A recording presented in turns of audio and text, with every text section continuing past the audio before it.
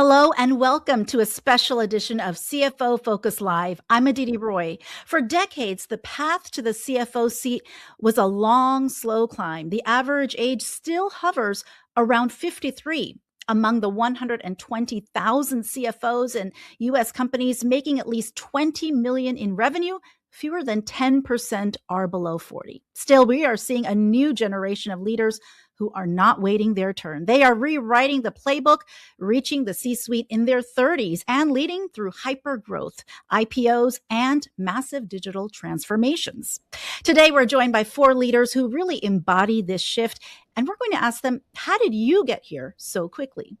We have Hiral Patel, Chief Accounting Officer at Pep Boys, Peter Preston, CFO of Paloma Acquisition Group, Dan Gabel, CFO of OSS, and the man who helps find this talent, Mike Chiv, Managing Partner at Proven Recruiting. Let's dive right on in.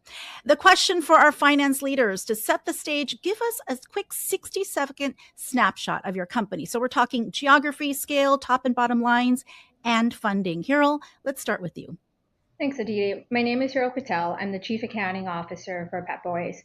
We currently are a service business. We have around 800 locations, predominantly in North America and in Puerto Rico. So we are backed by a PE firm that is also publicly traded. So I get to play in the SEC world and also in the private world at the same time.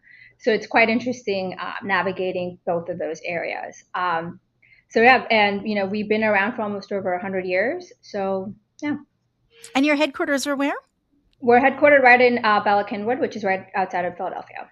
I know it well. Thank you so much, Hiral. Peter, let's go to you at Paloma. Tell us a little bit and give us a snapshot of your company. Sure. Thanks, Aditi. Paloma Acquisition Corp is a SPAC. We're focused on precious metals, specifically gold, silver, and copper. We're literally trying to buy a gold mine. And we are global, very global. We're focused on the US, Canada, Australia, and New Zealand. We're a public company traded on the NASDAQ. We raised about $150 million in an IPO in February and a successful outcome at that. We're focused on our de-SPAC transaction today in the scale of $500 million to $1.5 billion. And I am the only US-based officer. And where are you headquartered? I'm in Laguna Beach, California, but the company is headquartered in the Cayman Islands, and we're in New York as a U.S. presence. Great. Thank you so much. Dan, let's go over to you at OSS. Yeah, thanks, Aditi. So OSS is an edge computing company. So what that means is we develop deployable compute systems that enable high-end processing, sensor fusion, autonomy, AI, ML, on platforms. So not in the data center, but think about on an airplane, on a truck, on a combat vehicle, on a submarine. We're based in San Diego County. We have about 60 employees. We'll do about 40 million of revenue this year, growing rapidly. We're profitable at the EBITDA level, and we trade on the NASDAQ, ticker OSS. Our market cap right now is in the 350 to 400 million range. Thanks, Dan. Mike, you see snapshots of hundreds of companies. In 2026, what is the number one thing a board is looking for when they hire one of these leaders? Yeah, so here's how I kind of put it. The biggest risk on a board's balance sheet isn't capital. It's the wrong person in the wrong seat. So what I'm seeing is boards aren't just hiring someone to protect the downside anymore. They want someone who can help build the upside. So can you drive revenue conversations? Can you walk into a board meeting and tell a story and hold up under that pressure? The technical skills, that's kind of the entry point. But what boards are really buying in is the conviction and the commercial instinct. So you have to get in through the gate through those technical skills, but really what sets you apart is the more strategic skills. Yes, correct. All right. Well, we're going to come back to you to mine all of your wisdom. But first, our research shows a public versus private divide. Public CFOs often rise internally, while private and startup CFOs move quickly through banking or consulting. Dan, you have spanned both Fortune 100 at Raytheon and now as NASDAQ-listed tech lead at 38 years old. How did those early high-impact moments like M&A prepare you to take the seat earlier than the traditional accounting track? Yeah, I think a good piece of advice that I got from Mentor early was to run towards the fire. And I think throughout my career, I've always tried to find those high stakes, challenging roles, things that are important, get visibility. So early in my career, I kind of came up through FP&A. Often those roles meant being the finance analyst on what we'd call a red program, a program that was maybe losing money, needed a turnaround, that was strategically important for the business. I think as my career progressed, that often meant supporting M&A activities, to your point. Those are often and pretty much always high stakes for a company by their nature. And I think that what those experiences did for me is they pressure tested me. They taught me how to execute under pressure, how to stay focused amid stress and sometimes chaos, how to see the bigger picture and really drive priorities. So I don't think it's necessarily whether you're on the accounting track or the FP&A track, but I do think it's really valuable, especially early in your career, to just seek out those most challenging roles that you can find, because you just learn a lot from those experience, and especially soft skills about how to execute under pressure. Was there one breakthrough moment, maybe one of those M&A deals, in which you thought you got over it, met the challenge, and thought, okay, you know what? I see a path for greater things. Or was it just a combination of all of those experiences together that kind of led you to where you are right now? Yeah, there's a few experiences that kind of stand out for me. One was when I was at Raytheon, kind of big prime, great company. But we bought a smaller company that did satellite electronics, and I had the opportunity to be part of that acquisition process, from the due diligence to closing the acquisition. And then when we closed it, I went over as CFO of the subsidiary. And it was a great experience for me because as CFO of a subsidiary within a larger company like Raytheon, I got a feel for what it's like to kind of be in that leadership role of an organization. And I really liked it. And I think that kind of set my career to then move outside of Raytheon towards some of these smaller companies where I felt like I could really be impactful. Great. Peter, you're in the public markets at 38 years of age with a SPAC. Now, you spent time in corporate development at Ingram Micro. How much did having a broad rather than deep accounting background help you secure a CFO position so young?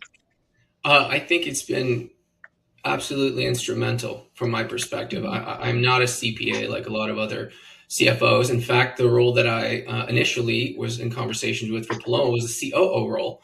And our CFO ended up dropping out, and I stepped up and said, I can do that. I know enough. My accounting is strong, but at the end of the day, my exposure to M&A, corporate transaction structuring, controls, all these things from an M&A standpoint help to create a really strong, broad, structure and understanding of what is going to be important in a role like this. And frankly, the use and development of AI these days has really changed accounting. And I think, as a CFO who's not a CPA, I can lean on a lot more technology and a lot more advisors than in the past. And we are going to come back to that AI thread because it is so important right now and shaping your industry. But first, Hiro, you have led massive SAP implementations and worked with PE-backed firms. Do you feel that the finance transformation wave, AI, as we mentioned, and automation, is what's really opening the door for younger tech-native leaders like yourself? Absolutely it is, because we've been in that unique position where when we started, you kind of had to do a lot of stuff manually, right? So you understand some of the mundane and non-mundane tasks that we've kind of done, where AI is now automating it. So for us, it's really important to understand what tasks do make sense to be AI driven versus which don't. And then it has also helped us understand how do you read the outcomes of that AI model, just not, put some data in there and expect the AI model to do everything for you. So to me, leading some of the SAP transformation, the basic questions was, well, what are we trying to solve for versus just saying, let's use AI? Because I think it's always a default of, let's use AI. But like, for instance, at IKEA, the intent was it should be a complete seamless three-way match of, purchase order to invoices to receiving, right? But when you take a step back, it sounds very easy on paper, but when in operations, it's quite difficult. So it's really understanding what problem am I trying to solve versus sometimes it feels like problems are created so AI could solve it. So we could say we use AI. So to me, it's more, what is my true problem? what will it help me make a faster or better decision, and how can I produce that data more efficiently for the leaders? You bring up a really interesting point, which is you are all at this generation in which you have done the nitty gritty manually, but you're this bridge being more digitally native to this new era. So you understand both, and really to use AI effectively and at that high level, you, like you mentioned, you need to know how to problem solve and what happens when you do get those challenges, or it doesn't quite give you the output that you need. So you have to just keep going at it. And you need that deep understanding of those details. So I would ask for all of you, how much of an advantage is it for just your overall careers that you sit, at this really incredible nexus point, knowing kind of the old tech way of doing things, but also having a unique perspective into this next wave, particularly as we enter the agentic AI phase? Dan, we'll start with you. Yeah, I think it is an advantage. I think that especially at a smaller company where we're working with lean teams, we're really trying to grow the company, trying to do so profitably. There's a lot of pressure to do more with less, and so I think that one of the strengths that I'm able to bring to the seat, I think, is that I'm comfortable getting in the weeds and kind of doing the heavy lifting of the work, but I'm also comfortable, being able to step back and do the CFO strategic role. So I think that experience is valuable, especially in a company that's growing fast. Peter, your perspective on AI. A lot of people talk about how it's going to replace all these jobs. But again, the fact that you have all this experience in the old way of doing things, but also a great perspective in this new wave and the agentic era, how does that put you in a good position? Yeah, look, I don't know if AI is going to replace jobs or take jobs away necessarily, but it does create an opportunity for human on the loop processing, as we call it in the tech forward ways, right? Which is human supervision of AI. And I think that for folks that have that fundamental understanding, like some of the folks on this call, it is such a strong advantage to have that understanding and that training underlying kind of our experience. That way we can guide the AI to help us be more efficient.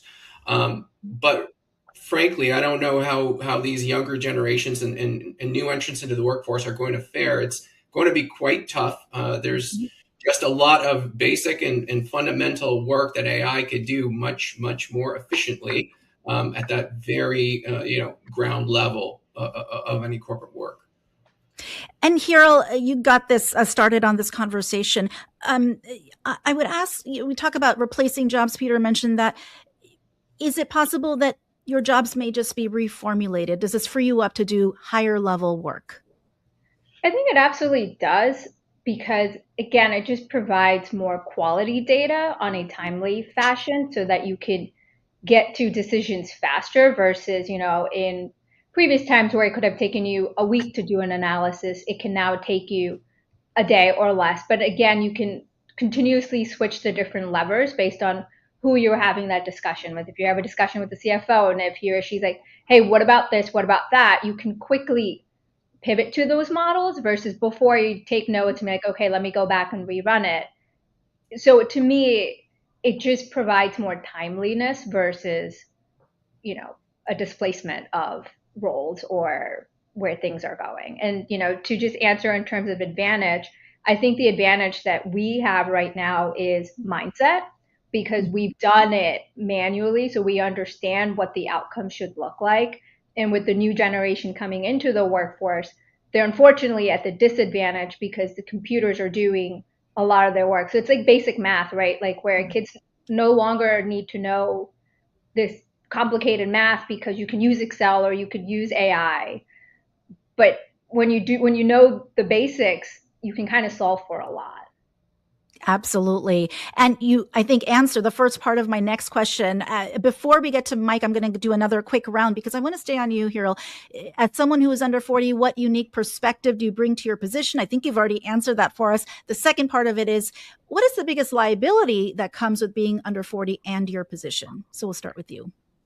I think people judge experience based on number of years versus the quality of experience, right? Just because I might have been in the workforce for 15 to 18 years versus the team I'm leading or the folks that are developing the projects could be in for, 25, 30. So you continuously have to prove that, hey, I know what I'm talking about because the quality of experience I've gotten is significant. So it's in a way, it's a liability that you continuously have to prove that it's the quality that matters, not the quantity of years that it's on my resume. And Peter, I would imagine, though, that in having to go against kind of that stereotype that many people might have, that actually helps you build up skills. Can you talk a little bit about the liability, but also the biggest asset of your age and in your position? Sure. I agree with what Harold said. I mean, I think it's reputation risk and credibility risk, and whether that's among your employees and your team or the investor community who's putting money into the vehicles that you're managing, there is a liability there. But on the asset side of it, I think, Aditi, that some of the most advantageous experiences I've had is not waiting too long in any role. I've been told a couple times that I've moved sooner than an executive team would have liked me to, but nonetheless, opportunities come up, and I think it's important to make sure you're constantly stretching yourself, pushing that envelope, both for yourself as a person to learn and to develop in your career, but also for the companies that you work for. You want to make sure that they're getting everything out of you that they can. That's your responsibility to the firms that you work for. I think when at some point you're just doing your 10 things every day, you're just not giving all of yourself to the firms that you work for. Mm-hmm. That fresh perspective. Thank you so much, Peter. Dan, what is the best part of having this unique perspective of being under 40, and what's the biggest liability?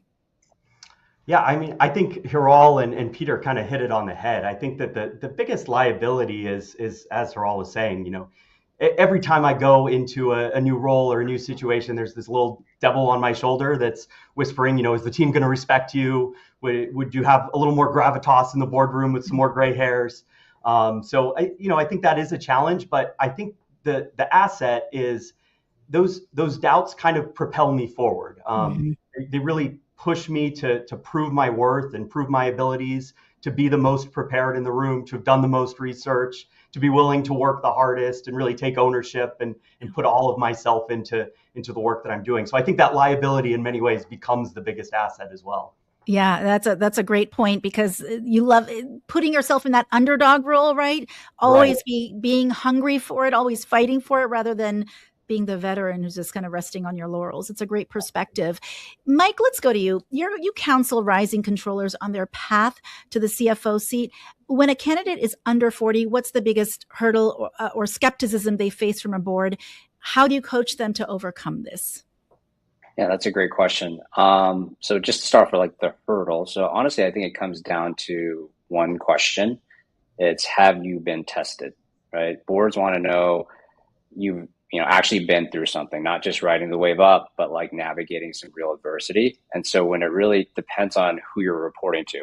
For a public company, it's shareholder value. You're PE backed. Can you hit EBITDA targets and run a tight ship? VC, can you manage burn and be a real partner through fundraising? So the skepticism definitely looks different depending upon where you are. But here's what a lot of people miss. I feel like boards aren't just reading your resume. They're watching how you show up. A lot of under 40 candidates lose the room because it's not that they aren't qualified, but it's because they don't have that executive presence that isn't there yet. And then to your second question, how do you coach people to overcome it? I would say start having those conversations now. Go to your CEO and CFO and raise your hand for more. Board prep, pricing strategy, sales discussions. When you're in those meetings, don't just sit there, own something. Lead a section, be a voice in the room, beyond just accounting into FP&A or treasury or ops, wherever you can get more exposure. And then also find a sponsor, not just a mentor. I had a candidate once that leveraged their Big Four audit partner, who got connected to a board member at a company they were interviewing with. That partner not only advocated for him, they got an off-the-record conversation with that board member directly. Because of that one relationship, they actually got in front of the decision maker, where most candidates wouldn't even get near that decision maker. So I think that's definitely what a real sponsor looks like as well.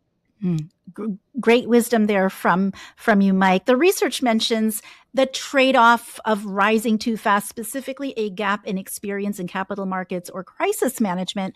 Dan or Peter, have you ever felt that imposter syndrome or a moment where you wished you had another 10 years of seasoning before a major deal?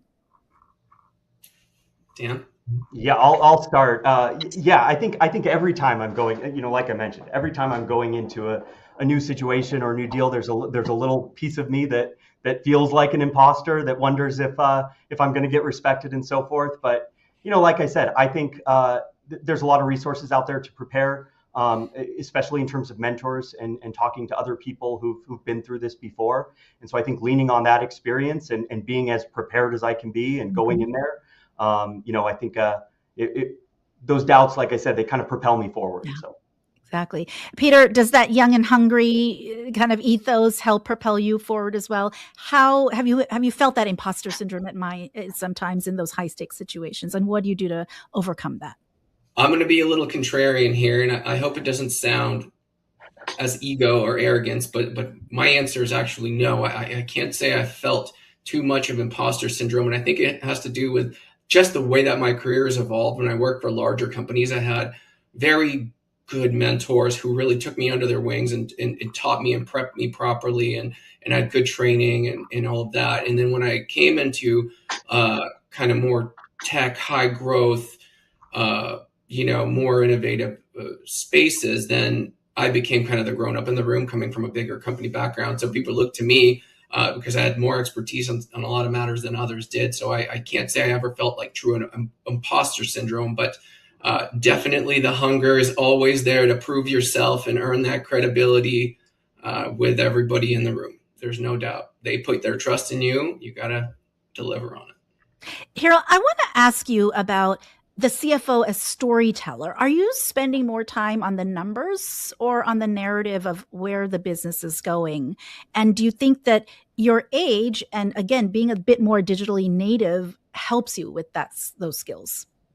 I think for me, I'm in a really unique situation because I'm still a chief accounting officer. So I'm still responsible for what happened on the P&L and on the balance sheet, but then I'm also responsible to narrate, like, what does it mean, right? To the question that, my CFO will always ask me, so what? Like, what does this mean, right? But when she's asking, she's not asking, what does it mean in the past? It's more, what does it mean in the future? So for me, it's using that skill set and to be able to really go backwards and forwards to help explain what does this trend mean in terms of looking in the future, right? Is this a one-off trend or is this a reoccurring trend? Have we budgeted for it? Is it in our forecast, or is there now a risk or an opportunity? So to me, I do sit in a very unique position because I am now getting into the so what discussions versus just kind of reporting on, hey, here's what the numbers came in at. Exactly. Putting some context behind it. So what does that mean? Right. And even just kind of taking a step further, that it's not always when somebody's asking a question, but also kind of taking this data and going back to operations, whether it's supply chain or legal, and saying, hey, like, what is happening that is driving X? So it's not always waiting for somebody to come ask you that question, but making yourself relevant to the other business stakeholders. Interesting. And those questions, it sounds like, are now originating in your head rather than being asked, right? You're asking those questions and being more active about it. And it sounds like it's also allowing you to be a bit more multidisciplinary. Correct. It does, because again, to kind of broaden my skill set, because, when I took on this role at Pep Boys, I had told the CEO at that time, hey, if you just need somebody to come oversee closing the books, I'm not the person. Like, that's not what I want to do. I want to be able to add value with the skill set I have to operations. Like, I can do closing the books, I can manage that. That's 20% of my time, but that cannot be 100% of my time just because the title reads that. Thank you. Well, Mike, are you seeing a shift in the CFO archetype? Is the controller turned CFO becoming extinct in favor of the strategic partner? Yeah, so short answer, no, but the job has definitely changed. The path matters less than what you bring to the table. So 3 things are now like table stakes: technology fluency, AI enablement, and data analytics. If you're not involved in those conversations, it definitely shows up. And beyond that, can you take a complex financial story and make it land with the board, an investor, or a sales team? Because the CFO who can only talk to other accounts is like more of a real liability today. So, the best example I've seen is I had a controller who became the go-to person for a PE firm. Every question, every meeting, they were the one kind of answering. And then the PE firm let the CFO go.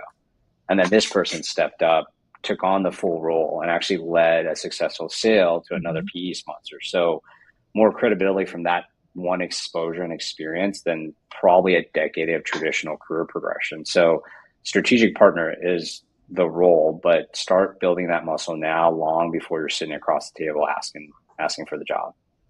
All right. On that note, Mike, we are going to take a little break and actually go to a recorded question from the audience. Let's listen in.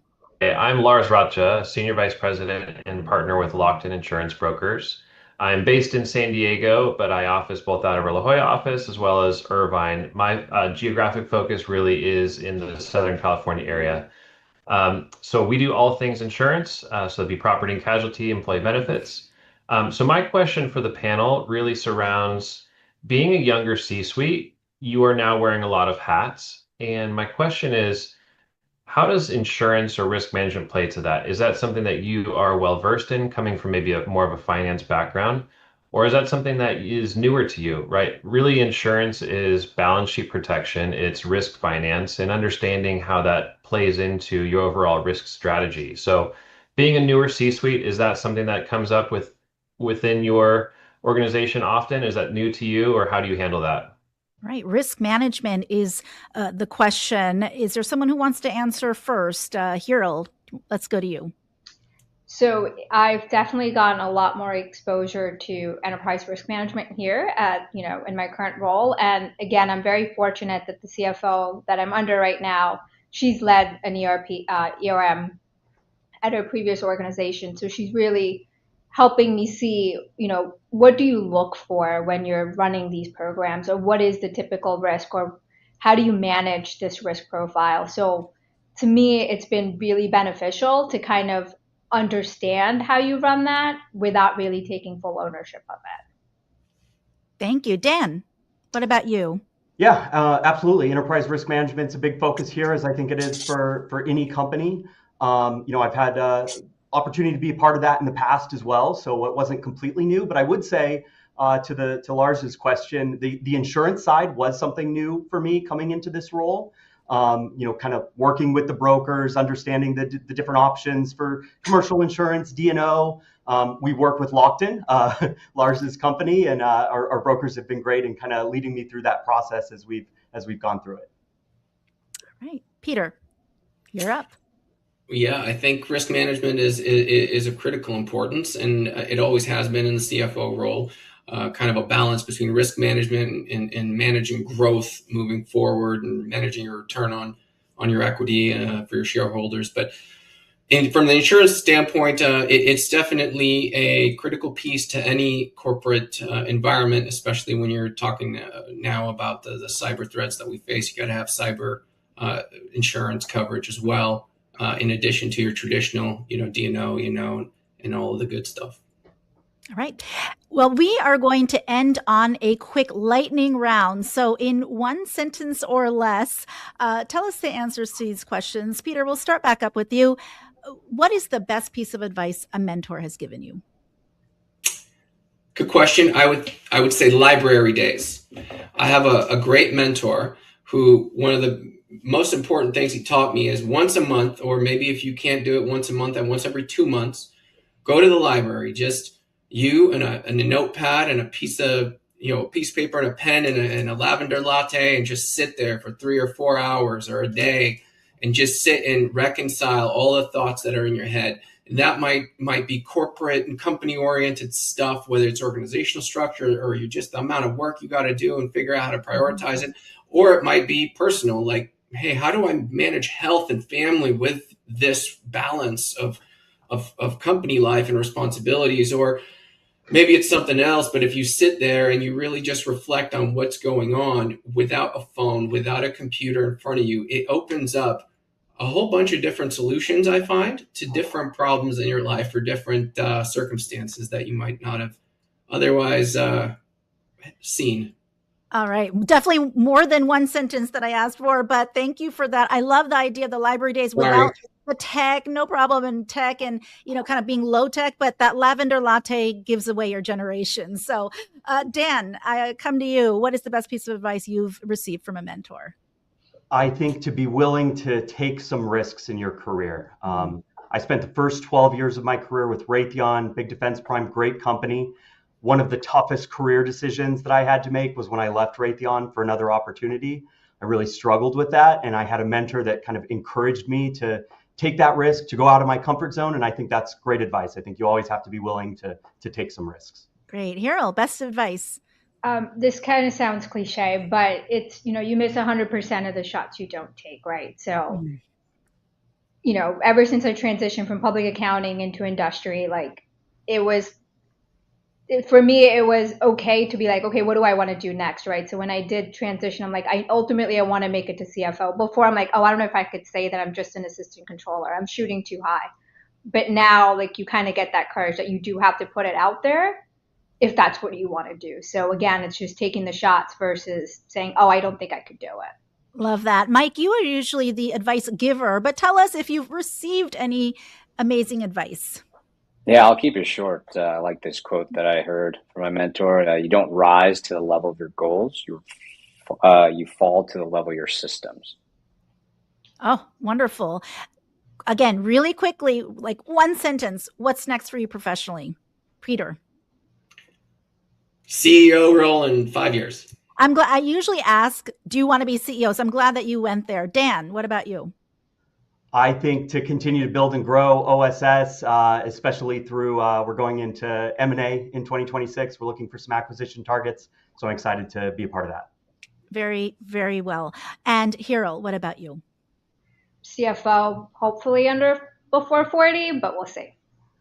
All right. And Mike, what's next for you professionally?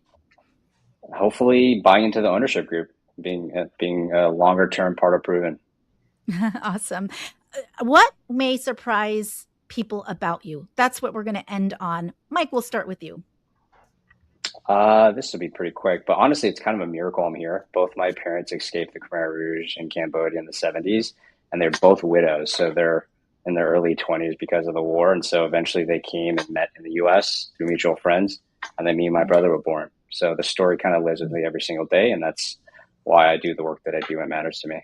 Wow, that is powerful. Thank you, Mike, for sharing that. Hero.